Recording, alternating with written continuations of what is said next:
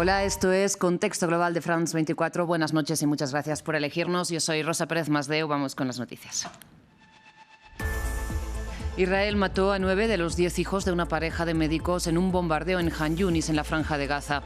El ejército israelí asegura que su objetivo eran supuestos terroristas y que investigará si causó víctimas civiles. Daniel Noboa centra su discurso de toma de posesión en la lucha contra el crimen organizado y en promesas de mejora económica. Y es que este sábado el presidente de Ecuador asumió su segundo mandato frente a la Asamblea Nacional. En Venezuela, la oposición dividida frente a las elecciones legislativas de este domingo. María Corina Machado llama al boicot, mientras Enrique Capriles alenta a la participación en los comicios en que el gobierno incluye la disputada región del Esequibo.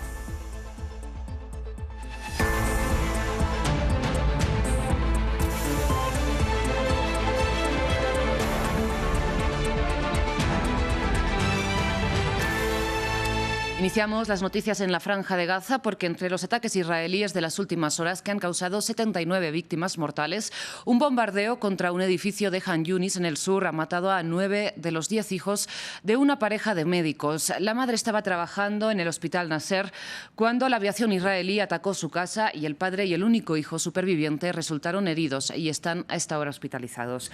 El ejército israelí asegura que su objetivo era una supuesta instalación terrorista cercana y que analiza si causó daños contra civiles. Dacil Lanza nos amplía.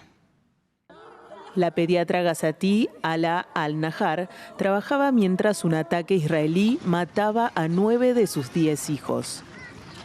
Su esposo Hamdi al-Nahar y su hijo Adam fueron los únicos sobrevivientes del ataque contra su casa el viernes 23 de mayo.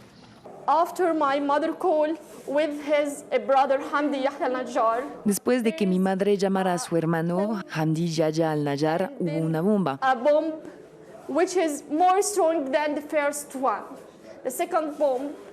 Y luego una bomba que es más fuerte que la primera. La segunda bomba es muy fuerte. Más y más humo negro a nuestro alrededor. No hay sol, no hay nubes, ni siquiera podemos ver el cielo.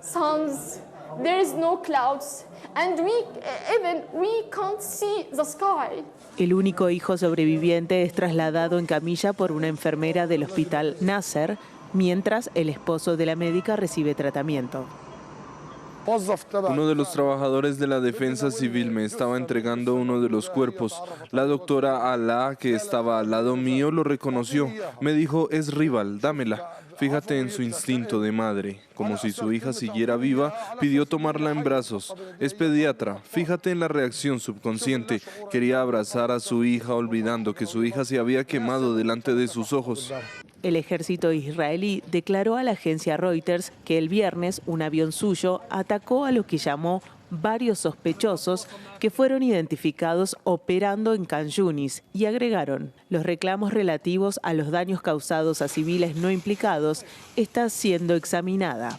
Este sábado se vio humo sobre el horizonte de Gaza en medio de la reanudación de la operación aérea y terrestre de Israel el 16 de mayo.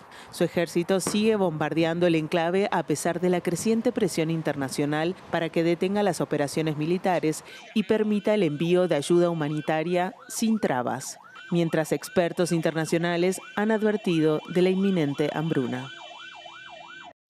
Mientras en Tel Aviv, un sábado más, cientos de personas salieron a las calles a pedir el retorno de los rehenes, una demanda que vinculan al final de la guerra. Los manifestantes denuncian que el primer ministro Benjamin Netanyahu antepone sus intereses políticos a la supervivencia de los secuestrados. Y es que el gobierno israelí, que recordemos el 18 de marzo rompió el acuerdo de tregua y de intercambio de cautivos con Hamas, estimó que siguen con vida 20 rehenes de los 50 que permanecen en manos del grupo palestino.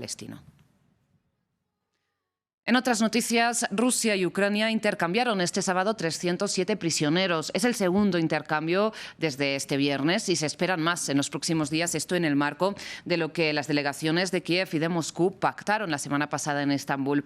En Ucrania, decenas de personas aguardaron la llegada de sus familiares en autobuses y otros fueron a buscar noticias de sus seres queridos desaparecidos en combate. Natalia Plazas nos cuenta más.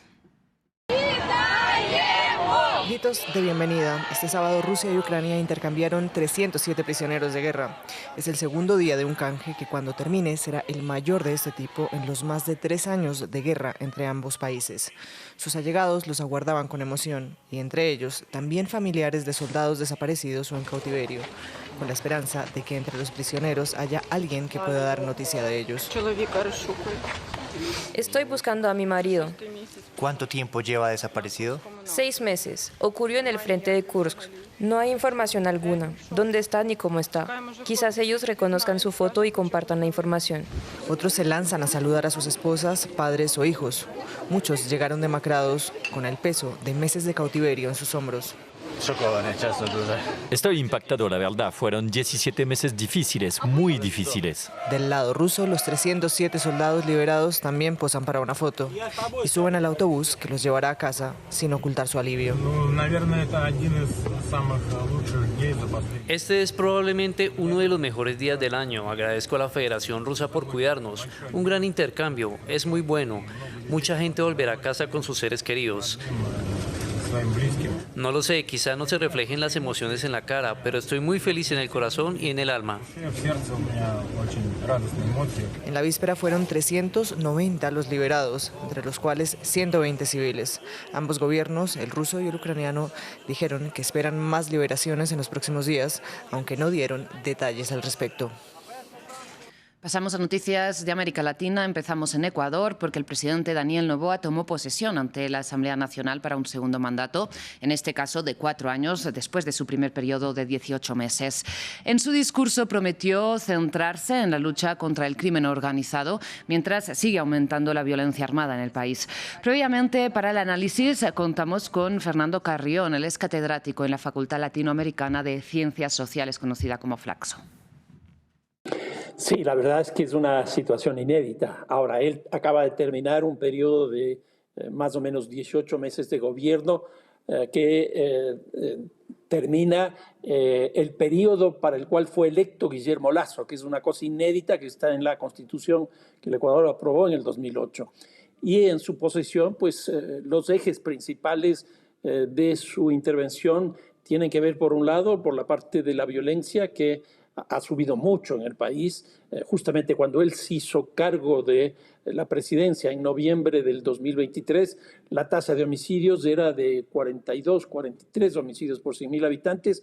Y en este momento, de estos primeros 4 meses, si la tendencia sigue exactamente igual, pues lo que tendríamos es una tasa de 51 homicidios por 100.000 habitantes. Y la cuestión económica más o menos en la misma línea, que fueron sus 2 grandes ejes de intervención el día de hoy. De Ecuador pasamos a Venezuela porque el Consejo Nacional Electoral de la República Bolivariana supervisará este domingo las elecciones legislativas y regionales para elegir a los 285 miembros de la Asamblea Nacional y a los 24 gobernadores del país, incluido el de la recién creada Gobernación del Esequibo, una región, ya lo saben, disputada entre Venezuela y Guyana. Maxime Pluvine tiene los detalles. Venezuela se prepara para los comicios legislativos y regionales del domingo. La elección de los miembros de la Asamblea Nacional, gobernadores y otros cargos regionales será la primera de importancia desde la contienda presidencial del año pasado con la controvertida reelección del presidente Nicolás Maduro.